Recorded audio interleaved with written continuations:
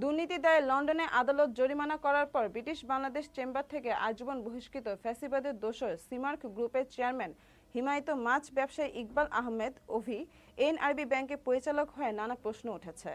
ব্যাংকের প্রতি আস্থাহীনতায় ভুগতে শুরু করেছেন গ্রাহকরা।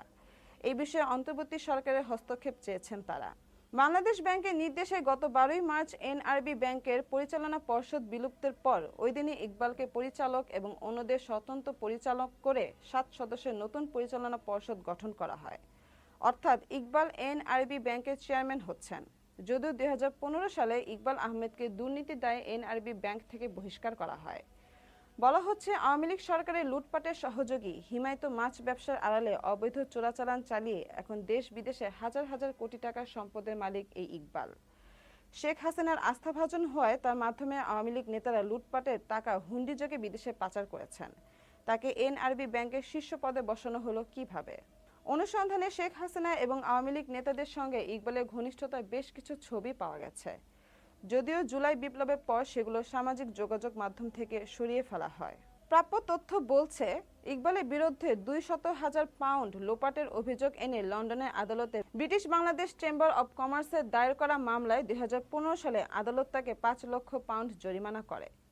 ইকবালের জন্মস্থান সিলেটের সূত্রগুলো বলছে, তিনি বিগত 1 দশক ধরে আওয়ামী লীগের বিভিন্ন কর্মসূচিতে সক্রিয়ভাবে অংশ নিয়ে রাজনৈতিক ও সামাজিক অঙ্গনে নিজের অবস্থান শক্ত করেন, হয়ে ওঠেন শেখ হাসিনার আস্থাভাজন।